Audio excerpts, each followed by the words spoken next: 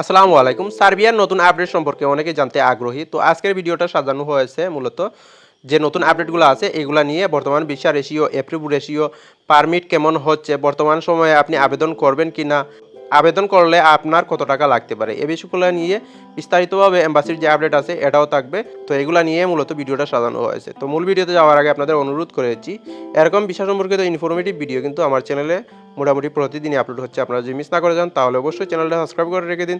তো চলে যাচ্ছি এবার মূল ভিডিওতে। আপনি আবেদন করবেন কিনা এটা নিয়ে প্রথমে আলোচনা করব। 2024 সালে এবং 25 সালে অনেকে আবেদন করেছেন এবং এখনও পর্যন্ত অনেকে সাকসেসফুল হয়ে গেছেন। অনেকের পারমিটটা অনলাইন করেছিলেন, এটা আপডেট রয়েছে, আপডেটেড রয়েছে, প্রসেসিংয়ে রয়েছে। আবার অনেকের পাসপোর্ট ইন্ডিয়াতে চলে গিয়েছে ভিসা স্টাম্পিংয়ের জন্য। অনেকে আবার ডেলিভারিও পেয়ে গেছেন।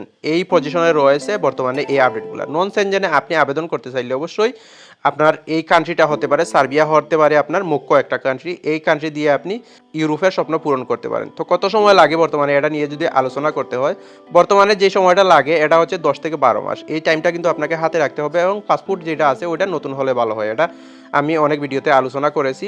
পাসপোর্টটা অবশ্যই নতুন হতে হবে, তাহলে আপনার জন্য ভালো হয়। না হলে অত্যন্ত একটা ঝামেলার মধ্যেও আপনি পড়ে যেতে পারেন। তো অনেকে বলতে পারেন এই সময়টা তো অনেক বেশি হয়ে যাচ্ছে বর্তমানে, এটা নিয়ে যে আলোচনা করতে হয়। ইন্ডিয়ার যে এম্বাসিটা আছে এই এম্বাসিতে শুধুমাত্র যে বাংলাদেশের ভিসাটা করা হয় এটা শুধুমাত্র না, এখানে পাকিস্তানের ভিসা করা হয়, ইন্ডিয়ার ভিসা করা হয়, বাংলাদেশের ভিসা করা হয়, নেপালের ভিসা করা হয়। এই কান্ট্রিগুলোর ভিসা করা হয়ে থাকে। তো সবগুলা কান্ট্রি মিলিয়ে কিন্তু একটা এম্বাসি, তো সময়টা তো অবশ্যই একটু বেশি লাগতে পারে। তো পারমিট আসতে কত সময় লাগে এটা নিয়ে যে আলোচনা করতে হয়, পারমিট আসতে বর্তমানে 1.5 থেকে 2 মাসের মতো সময় লাগিয়ে যেতে পারে। তো আন্দোলনের কারণে কিছুটা বর্তমানে ব্যাঘাত ঘটতেছে, এটা কিছুটা লেন্দি হয়ে যাচ্ছে বর্তমানে। তো একটু ধৈর্য ধরে অবশ্যই আপনাকে অপেক্ষা করতে হবে। আন্দোলনটা যদি শেষ হয়ে যায় তাহলে এটা আরও গতি পেতে পারে। তো ভিসা রেশিও সম্পর্কে আলোচনা করি এবার। ভিসা রেশিও যেটা, এটা সরাসরি ভিসা রেশিও বলা যায় না এখানে। ভিসা রেশিওটা তো বর্তমানে 100% রয়েছে। অনলাইনে যে অ্যাপ্রুভাল রেশিও এটা হচ্ছে মূল রেশিও। এখানে যে বিষয়টা আপনাকে লক্ষ্য রাখতে হবে, আপনি পারমিটটা যে অনলাইন করেছেন তখন যদি আপনি অ্যাপ্রুভালটা পেয়ে যান তাহলে এখানে মোটামুটি বলা চলে 99% থেকে 100% পর্যন্ত আপনার ভিসাটা হয়ে যেতে পারে। তারপরেও কিছুটা রিস্ক রয়েছে। আপনার যে ডকুমেন্টসগুলো এগুলো কিন্তু চেক করেই তারপরে অনলাইনে অ্যাপ্রুভাল দেওয়া হয়। তো এটা অবশ্যই আপনাকে বুঝতে হবে, আপনার যে ডকুমেন্টসগুলো ওইগুলো কিন্তু আগে চেক করা হয়ে থাকে, তারপরে আপনাকে অ্যাপ্রুভ দেওয়া হয়। অ্যাপ্রুভটা যদি আপনি পেয়ে যান তাহলে এখানে মোটামুটি ধরা যায় যে আপনি ভিসাটা পেয়ে যাবেন। তো রিজেকশনও কিন্তু হচ্ছে, অ্যাপ্রুভ যখন হয় তখন কিন্তু রিজেকশনও হওয়ার হার রয়েছে বর্তমানে 30 থেকে 35% পর্যন্ত রিজেকশনের হার এটা রয়েছে। তো আপনি যদি রিজেক্ট হয়ে যান তাহলে আপনি আবার আবেদন করতে পারেন 2024 সালে অথবা 25 সালের প্রথম দিকে। যদি আপনি রিজেক্ট হয়ে যান তাহলে আপনি আবার আবেদন করতে পারেন, আবেদন করার সুযোগ রয়েছে। আপনি যে একবার রিজেক্ট হয়ে গেলে আর ওই কান্ট্রিতে যেতে পারবেন না বা ওই এম্বাসিতে আপনি আর আবেদন করতে পারবেন না এমনটা কিন্তু নয়। আপনি বারবার আবেদন করতে পারবেন। আপনার যে ডকুমেন্টসগুলো আছে, যেটার ঘাটতি রয়েছে বা যেটাতে সমস্যা রয়েছে ওইটা সলভ করে আপনি আবার আপনার এজেন্সির দ্বারা ওইটাকে বলুন যে আবার আবেদন করার জন্য। বর্তমানে কিন্তু একটা মুখ্য সুযোগ রয়েছে সার্বিয়াতে, যেহেতু ইন্টারভিউ লাগে না, আমরা অনেকেই কিন্তু ইংরেজিতে পারদর্শী না। এর জন্য কিন্তু আমরা বাঙালিদের একটা সুযোগ রয়েছে ইউরোপের স্বপ্ন পূরণের জন্য। সার্বিয়া হচ্ছে মুখ্য একটা কান্ট্রি, এটা আপনার জন্য বেস্ট ডিল হতে পারে।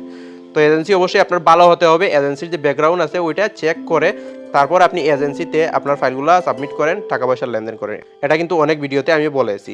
অ্যাপ্রুভ হলে আপনার ভিসা পাওয়ার সম্ভাবনা রয়েছে এখানে 99%। তারপরও রয়েছে তাদের অথরিটি রয়েছে, আপনার পাসপোর্টটা নেওয়ার পরও, অ্যাপ্রুভাল দেওয়ার পরও তারা ভিসা নাও দিতে পারে। এটা কিন্তু তাদের অথরিটি রয়েছে, তারা খালি পাসপোর্টটা আপনার বাংলাদেশে পাঠিয়ে দিতে পারে। তো এখনো পর্যন্ত এরকম ঘটনা ঘটে নাই যে তারা অ্যাপ্রুভাল দেওয়ার পরে ভিসাটা দেয় নাই, এরকম কিন্তু ঘটে নাই, যেহেতু পার্সোনাল কোনো রকম সম্পর্ক নাই আপনার সাথে। এটা হচ্ছে প্রফেশনাল একটা ডিল, তারা যেহেতু চাকরি করে ওইখানে। তো ইউরোপের স্বপ্ন পূরণের জন্য সার্বিয়া হতে পারে আপনার মুখ্য একটা কান্ট্রি।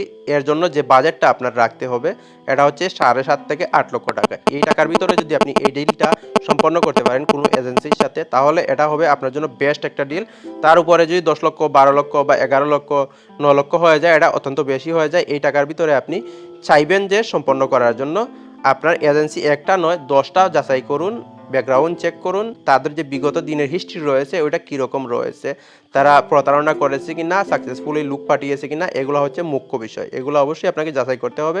তো ভিডিওটা এ পর্যন্তই ছিল। আসসালামু আলাইকুম।